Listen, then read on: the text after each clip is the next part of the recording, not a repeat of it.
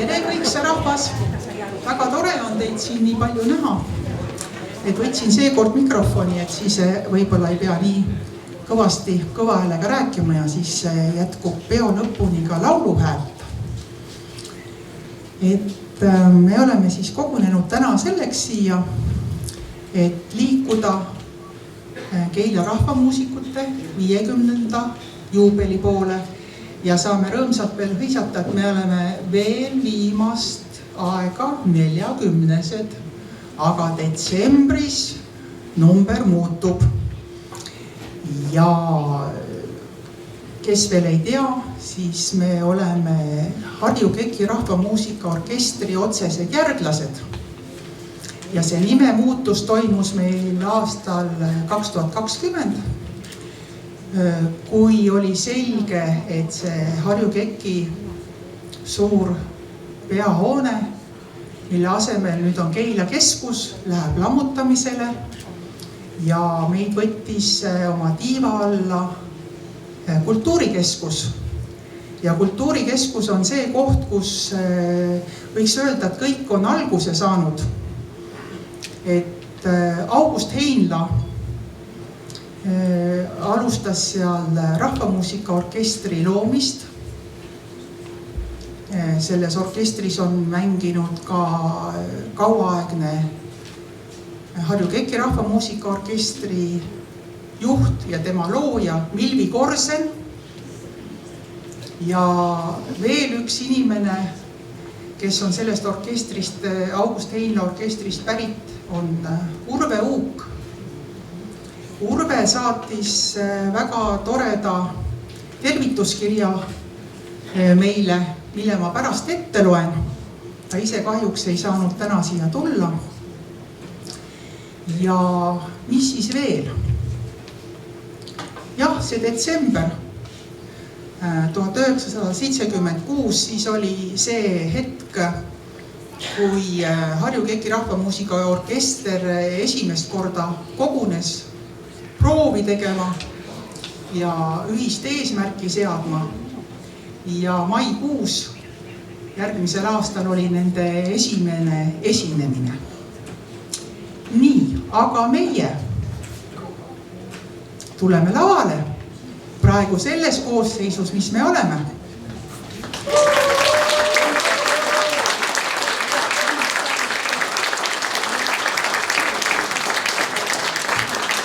Ja tegelikult on niimoodi, et väga tore kohtumine oli jälle üle hulga aja Raikoga, kes tuli meil täna hommikul proovi ja mängis meiega toredasti need lood läbi. Me pole siin päris mitu hooaega koos mänginud, aga kõik on väga hästi meeles, sest osad lood on ka varasematest hooaegadest. Aga alustame siis sellise tähendusliku looga. Võib-olla ta polegi nii tähenduslik, aga Harju KEK-i rahvamuusikaorkestril on selline lugude logiraamat. Ja see lugu, mis nüüd kõlama hakkab, on selles raamatus number 1, Kungla rahvas. Pärast te saate seda laulu ka laulda, nii et meil siin on kontserdil tuleb teine pool, kus siis saab laulda, tantsida. Ja tegelikult on niimoodi, et kui keegi tunneb tungi mõne loo ajal tantsima tulla, siis meil on siin tantsuplats vaba. Nii et mitte keegi ei keela tantsimast, tundke ennast mõnusalt, käige vahepeal, külastage kohvikut, et kõik see ruum on teie päralt.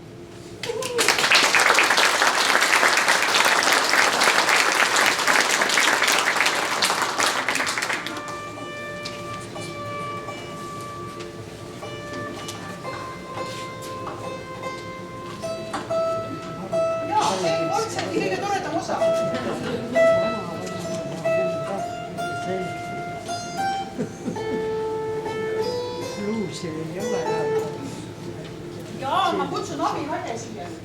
Nüüd tulevad siia juurde meil peened sõrmed. Ma ikka vist räägin ilma selle mikrofoni.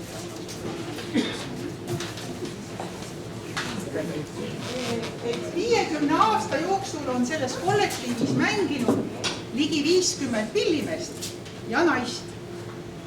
Ja sellest lugude logiraamatust, mis ma ennem ütlesin, sinna on kantud 394 lugu.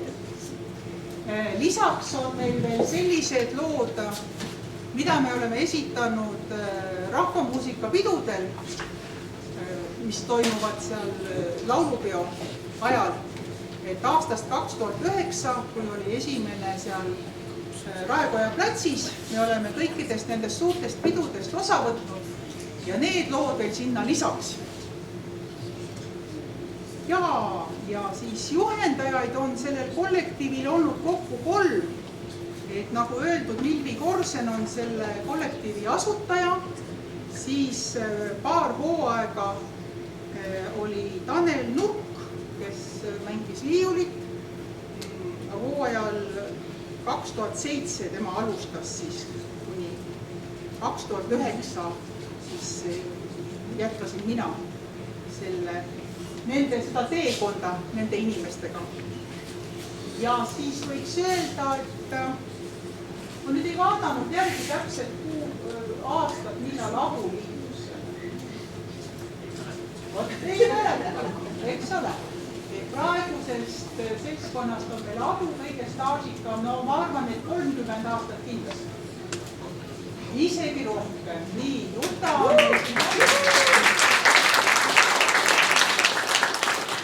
et sina oled ka mingi 200, ma arvan. Ja kindlasti. Ja teised on siis sellised nooremad olijad. Ja eile me käisime mängimas siin ühe tantsunaise toredal juubelil ja siis seal oli juhendaja, tantsujuhendaja ütles, et inimesed õpivad terve elu ja kunagi pole hilja midagi alustada, et seal rühmas tantsis ka üks seesama juubilar, kes tegelikult 50 pluss alles alustas oma tantsija karjääri.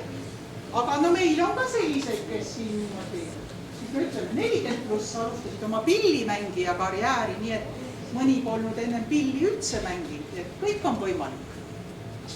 Nii, ja me lähme edasi sellise looga nagu Juubeldage. See lugu on kõlanud 2014 laulupeo ajal. Metodisti kirikus oli meil selline suur kandleöö kontsert ja suure kandlekoori esituses see kõlas siis, seal oli üle 100 kanneldaja. Ja täna ma olen siin sättinud sellele kollektiivile, nii et selle kollektiivi esituses. Loo autor on Tuule Kann.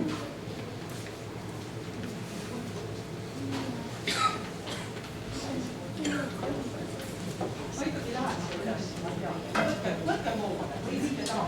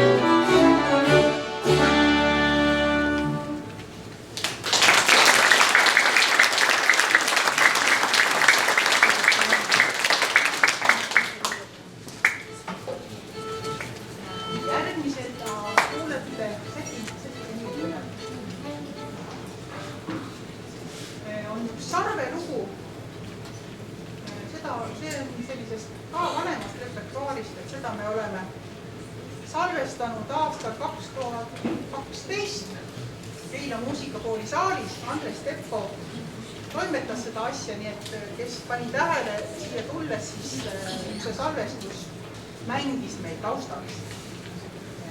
Sarve lugu.